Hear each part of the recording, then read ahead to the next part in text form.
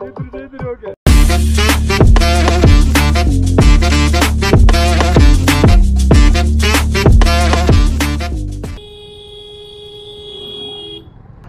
অটোগুলো যেমন চালাইলো দেখতেছে আমরা আইতে আছি, তারপরও একটা স্লো ব্যাটারি আছে না, তা কত একদম হ্যাঁ হ্যাঁ ভাই গাড়িটা কিন্তু এই যে মোড়ে কাটতে গেলে রাস্তা পুরোটা তার দখলে জায়গা। এইগুলো এখন কারে বুঝে কেটা কারে বুঝে। এই এসে গেছি লেবুখালী ব্রিজ, যেটাকে আপনার পায়রা সেতু বলে চিনে এদিকে লোকাল মানুষ। এটা আপনার মাইল স্টোনে লেখা পায়রা সেতু, কিন্তু লেবুখালী ব্রিজ এই লোকাল মানুষরা লেবুখালী ব্রিজ হিসেবে চিনে। কাঙ্ক্ষিত লেবুখালী ব্রিজ একটা আইল্যান্ড দিছে, মেবি রাস্তায় কোনো কাজ করতেছে, ও আইল্যান্ডের রং দিতেছে, যেই কারণে এই জায়গায় আগে আইল্যান্ড ছিল না, এখন দিতেছে। ভাই খেপা Lebukhali bridge, welcome to Lebukhali bridge. ও ভাই ব্রিজটা কিন্তু মারাত্মক।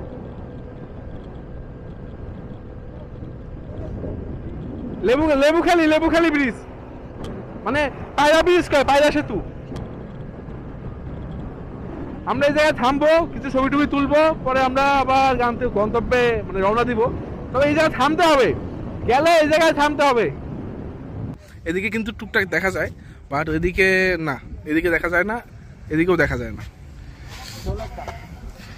আর একটা বিশেষ বিষয় বলতে হবে আপনার, এখন ক্লিয়ারলি বলে ফেলি, সেটা হলো এই বরিশালের রোডে যেই বাজেভাবে বাস চলে, বাস না টোটাল সব গাড়ি, মানে আমি বাইকও দেখছি এরকম খুব বাজেভাবে চালাইতেছে, বাস চালাইতেছে খুব বাজেভাবে।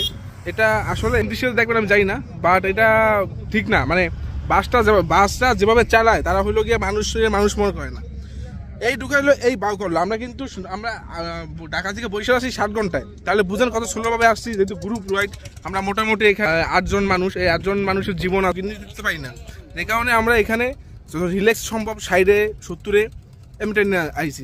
মামা বাঙ্গার মধ্যে আমরা 60-70 টানছি, এবং যখন আমরা মাদারীপুরের দিকে আসলাম তখন আরো স্পিড কমানো লাগছে, কারণ এটা হলো 1/1 রাস্তা, যে কারণে যত স্পিড আমরা কমায় চালাইছি তত আমাদের জন্য সেফ মনে হয়েছে। তারপর পিছে গাড়ি নিয়ে সমস্যা হয় না, যার সমস্যা হয়েছে সামনের গাড়ি যারা ওভারটেক করে আসে।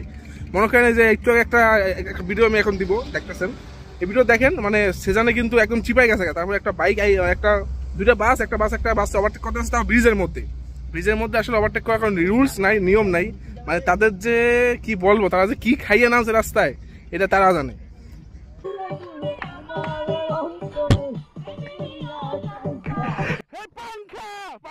পাংখা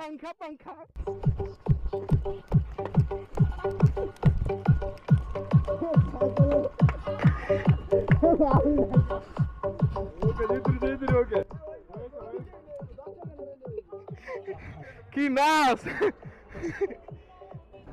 ওকে, বন্ধুত্বের মজা এটাই, এই যে বন্ধুরা সবাই মিলে একসাথে রাইডটা হবে, এটাই আলোকে বন্ধুত্বের মজা। চলো চলো চলো চলো রাইড করে কেউ আমার মনে হয় না কেউ ক্লান্তি বোধ করবো, কারণ রাইডটা এত সুন্দর মজা হইতেছে। রাইডটা রিল্যাক্স রাইড হচ্ছে, মানে কোনো প্যারা নাই, রিল্যাক্সে গাড়ি থামান লাগতেছে না, এক টানে ইনশাল্লাহ যেতে পারবো মনে হয়। এই যে ওই যে একদম টপ গিয়ারে ব্যাক মারছে, পিছে কোনো লাইটও নেই। এই গাড়ি যদি জানো এরকম টপ গিয়ারে ব্যাক মারে তৈব।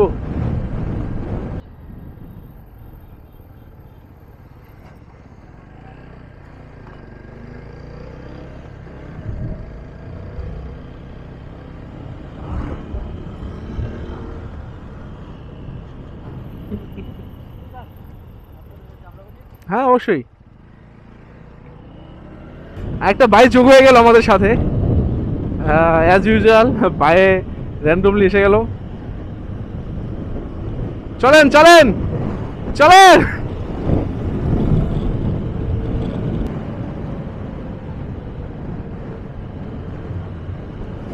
আর এরকম কয়েকটা অটো থাকে, গাইয়া অটো, মনে করেন মাত্র ক্ষেত থেকে ধান কেটে আইয়া হ্যাঁ অটো চালায়, হ্যাঁ করলে গিয়ে অনেক সময় দুর্ঘটনা হয়। এই জন্য অটো থেকে সাবধান।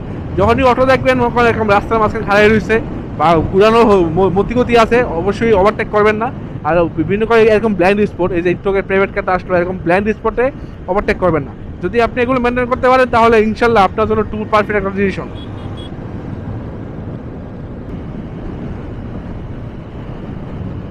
ওইলো বাবা, এইলো কি একটা করারিং রে।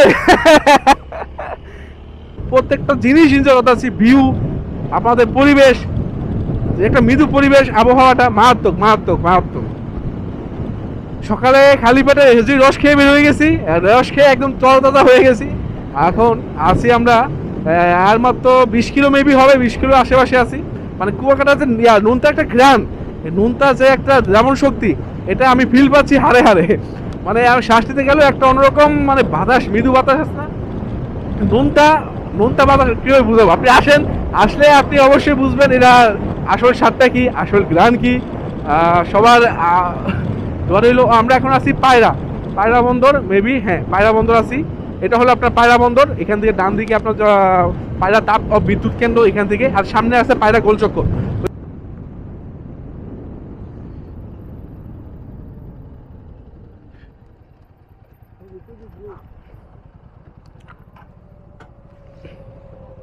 আন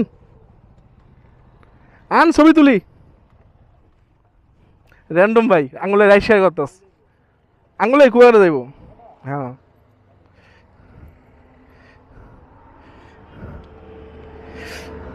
আপনি কি কুয়ারে যাচ্ছেন সবাই? শাকিল ভালো আছেন? আন একটা রেস্ট নিয়ে আবার যাই একটু, সবাই টানাটানি করে হয়েছে, চোখ লাল ভাই এলেছেন কি ও।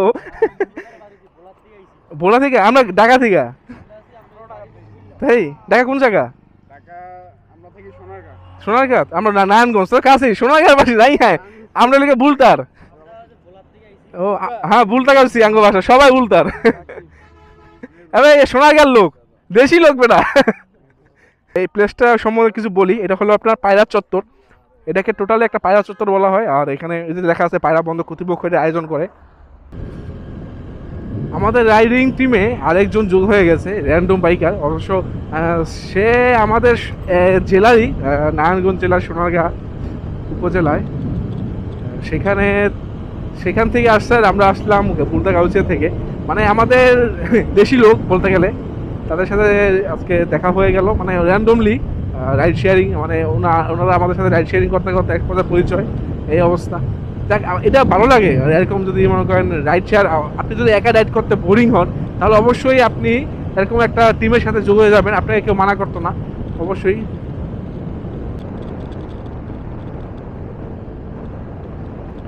রাস্তায় রাইড করে যতটুকু মজা হবেন তার থেকে বেশি মজা হবেন আপনি যদি রাস্তায় রাইড করা অবস্থায় বন্ধু দুটি এক জায়গায় এরকম একটা জায়গায় ব্রেক করে আড্ডা দেন।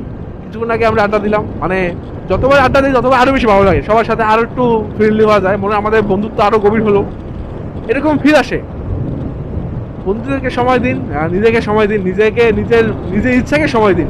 আপনি যদি নিজেকে সময় না দেন, আপনি মানুষকে অন্যজনকে কীভাবে সময় দিবেন? দেখছেন দেখছেন দেখছেন, গাড়ি একবার চাপায় দেয় এই রাস্তা।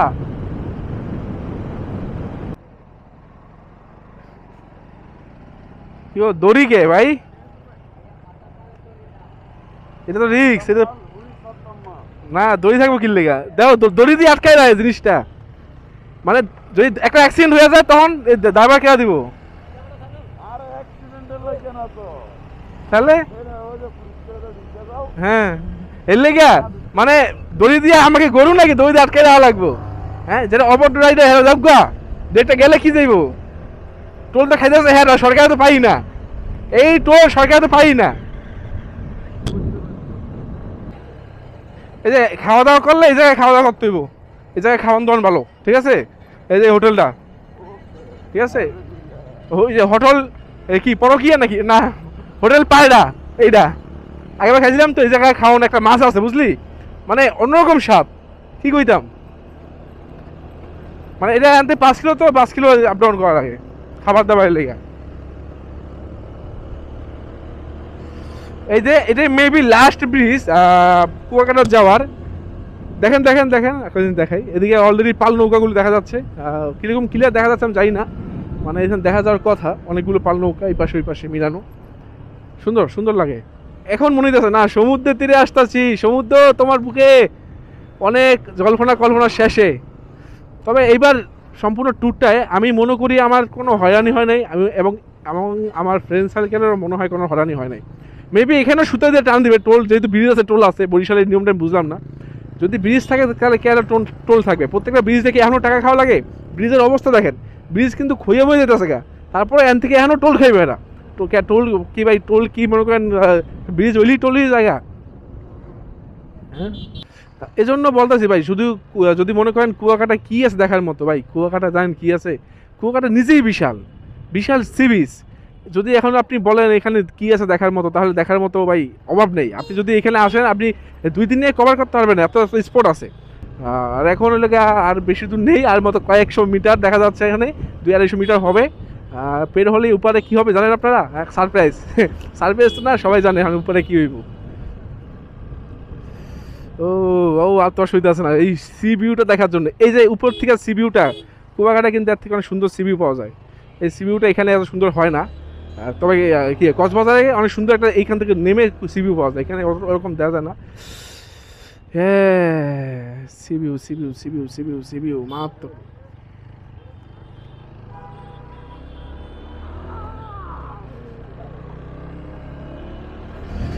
আমরা এখন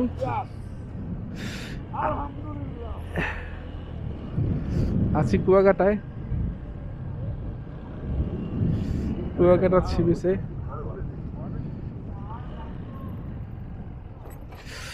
ভাই বামে সমুদ্র, হ্যাঁ দাঁড়াও, নামাই নিচে নামাই তুমি ডাইরেক্ট। আও আমার লগে আও। হ্যাঁ হ্যাঁ, তো নিচে নামাইতে পারত না, নিয়ম আছে কুয়াকাটা ওই বিচে নিচে নামাতে না। হ্যাঁ, যারাই আসবেন অবশ্যই এইভাবে নিচে নামাইতে হবে। অবশেষে, হ্যাঁ বন্ধু, অবশেষে আলহামদুলিল্লাহ।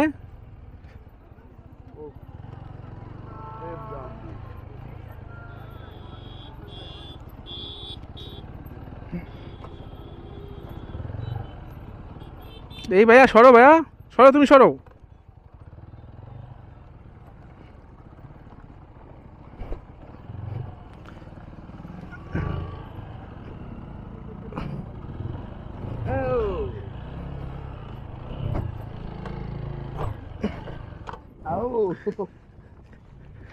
Oh.